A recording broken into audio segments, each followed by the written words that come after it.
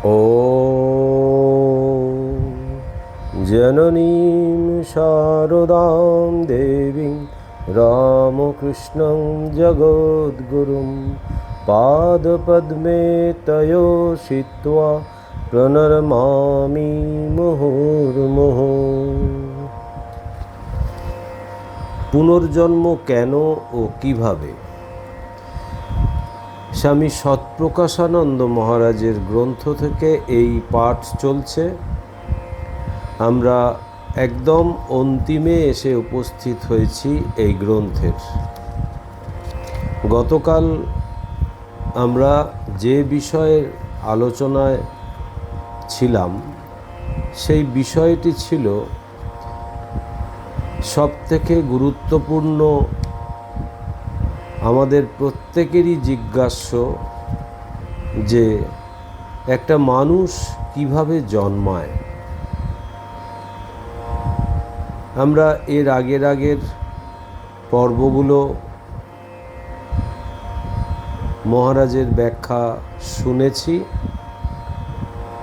এবং একটা পরিপূর্ণ মত এখানে বলিষ্ঠভাবে প্রতিষ্ঠিত হয়েছে। এবং গতকালকের এই একটি মানুষ কিভাবে জন্মায় তার কিছুটা আমরা পাঠ করেছি। আজকে এই গ্রন্থের একেবারে শেষ পর্ব, আজকে সেটা শুরু হচ্ছে। মহারাজ বলছেন, উপনিষদ মতে পিতা ভাবী সন্তানের বীজ বপন করে মাতার ক্ষেত্রভূমিতে।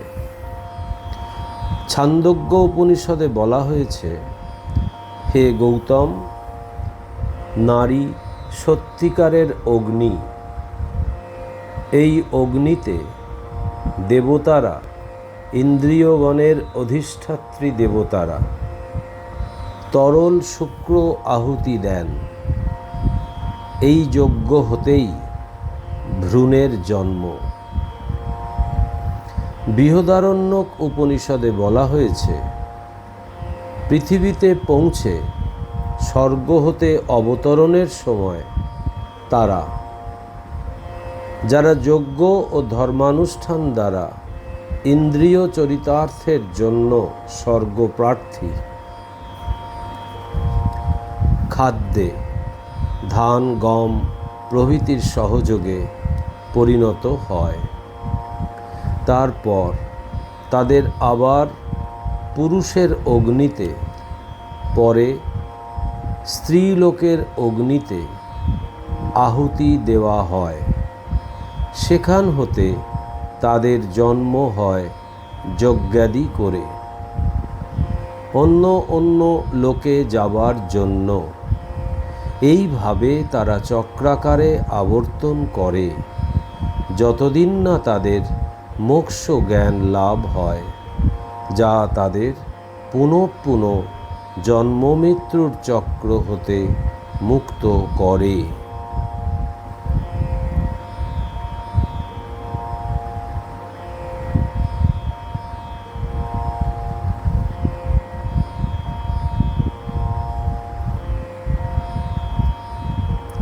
এখানে পিতাকে জন্মদাতা বলা হয়েছে। এই হিসাবে বেদান্তের মতটি আধুনিক শুক্রকীটপন্থীদেরই সদৃশ। ডিম্বকোষপন্থীরা গর্ভসঞ্চারের ব্যাপারে বিপরীত মত পোষণ করেন। ডক্টর স্টার্টিভান্ট যেমন বলেছেন, গর্ভসঞ্চারের ব্যাপারে ধারণা স্পষ্ট হবার সঙ্গে সঙ্গে দু ধরনের মত গড়ে উঠেছে। ডিম্বকোষপন্থীরা মনে করেন যে পূর্বগঠিত অঙ্গ প্রত্যঙ্গ ডিম্বকোষের মধ্যেই ছিল, শুক্রকীট মাত্র তাদের উদ্বুদ্ধ করেছে। অন্যধারে শুক্রকীটপন্থীরা মনে করেন যে একটি শুক্রকীট একটি অতি ক্ষুদ্রাকার পূর্ণ প্রাণী, যাকে ডিম্বকোষ কেবল পুষ্ট করেছে।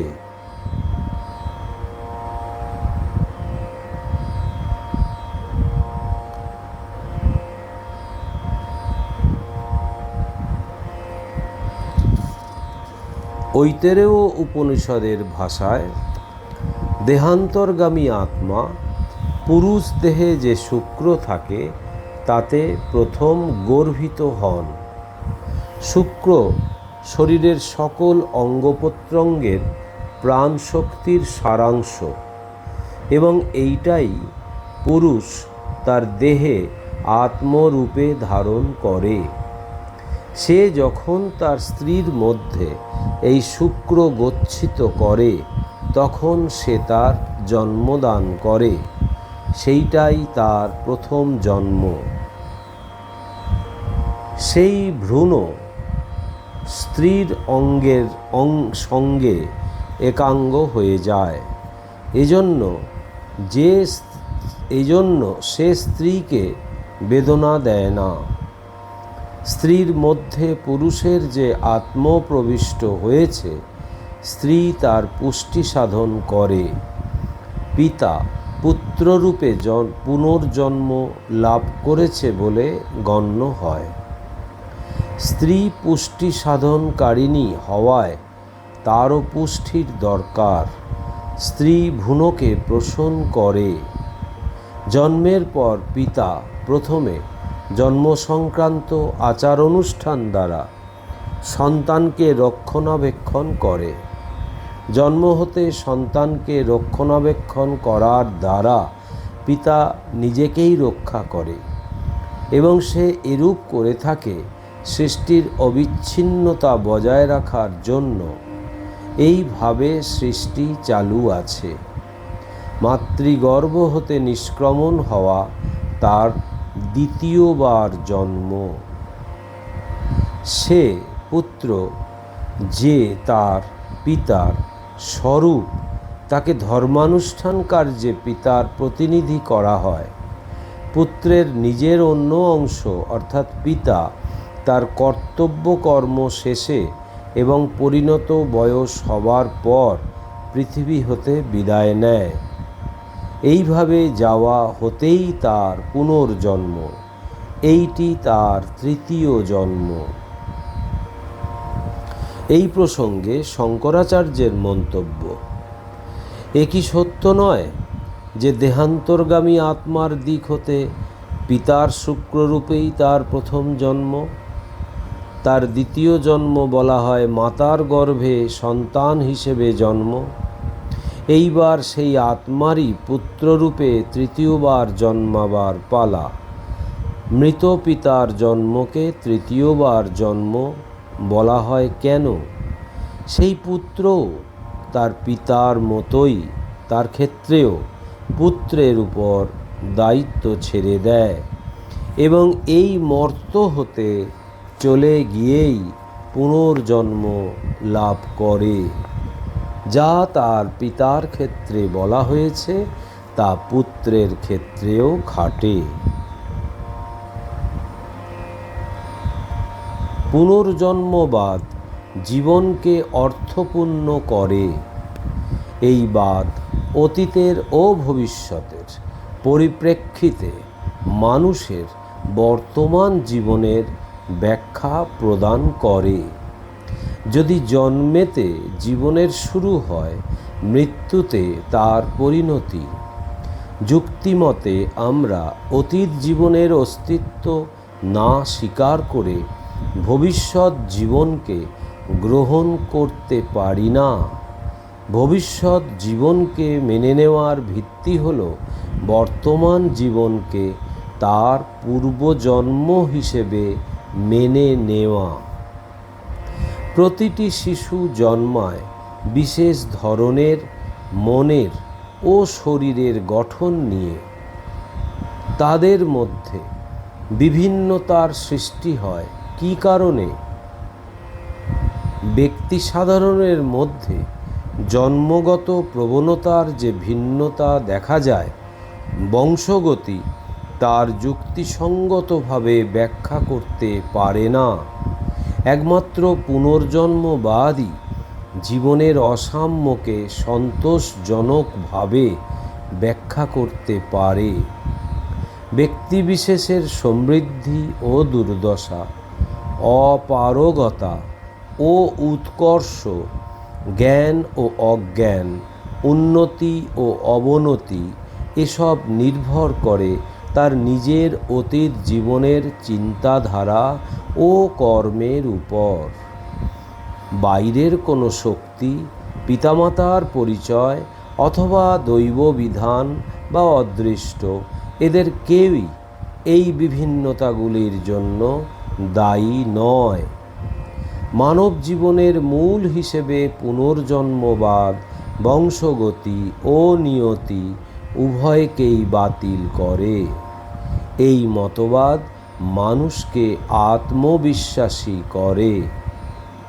এটি পুনর্জন্মবাদ আসল মানুষ অর্থাৎ অপরিবর্তনীয় আত্মাকে সদা পরিবর্তনশীল দেহ, মন ও তাদের আনুষঙ্গিক সব কিছু হতে পৃথক করে এবং তার বন্ধনের কারণ ও তা থেকে মুক্তিকে চিহ্নিত করে।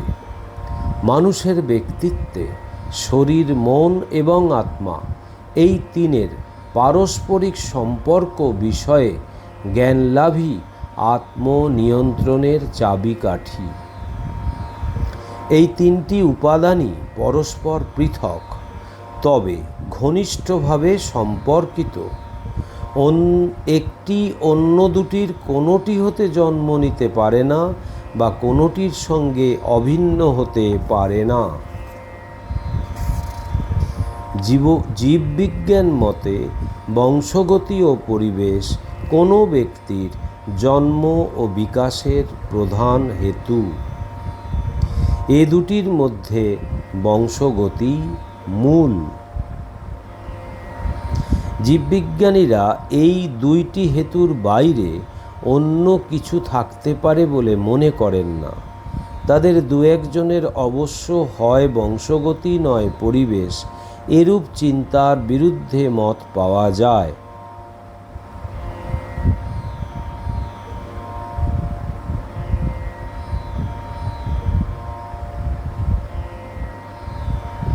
এই মতে গর্ভিত ডিম্বকোষ বা জাইগোট হচ্ছে ভৌত ক্ষুদ্রতম বস্তু, যা গঠিত হয়েছে পিতামাতা হতে প্রাপ্ত ভৌত বস্তুকণা দিয়ে।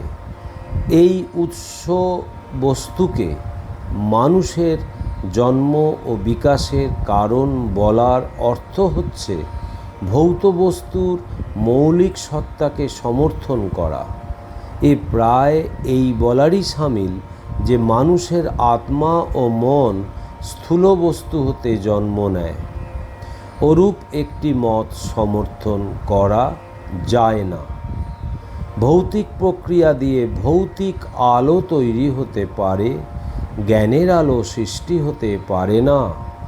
যে আলোতে আছে আত্মজ্ঞান, যা বস্তু হতে আত্মাকে পৃথক করে। মানুষের আত্মা অজ ও নিত্য, কিন্তু কর্মফলে সাময়িকভাবে দেহান্তরে যান।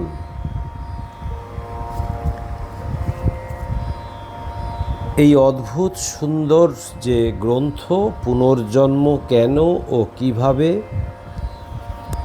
আমরা এর মাধ্যমে ধারণা করতে পারব এবং এই দুরূহ বিষয় সম্বন্ধে আমরা অনেক কিছু জানতে পারলাম এবং পুনর্জন্ম নিয়ে যে আমাদের